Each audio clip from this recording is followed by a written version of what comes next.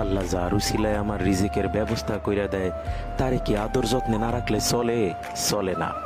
তাই তো আমার কলিজার টুকরা গাড়িটারে ধুইয়া মুইসা নিজ হাতে মেলা আদর যত্নে রাখি।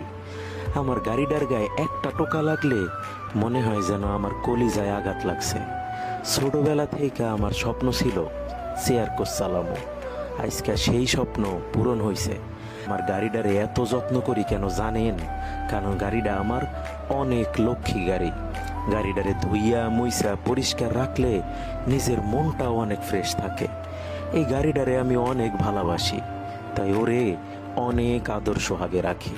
আমি মাহাজনের চাকরি করি, তার কোটি টাকার সম্পত্তিটারে দেইখা শুই না আদর যত্নে রাখাটা আমার দায়িত্ব। আমি যখন গাড়ির ড্রাইভিং সিটে বই, তখন আল্লাহ রাসূলের নাম নিয়া, মা বাবার দোয়া নিয়া তারপর পথ চলা শুরু করি। মাইলের পর মাইল পাখনা ছাড়া পাখির মতো উইরা বেড়াই। চলার পথে দেখা হয় বাসলাবারদের সাথে। বাসলাবারদের দেখলেই মনটা ভালো হইয়া যায়।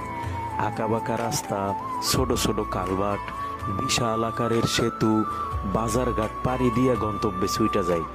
কত বিপদ আপদ যে সামনে আসে, কিন্তু মা বাবার দোয়ার কারণে আল্লাহ হেফাজত করে।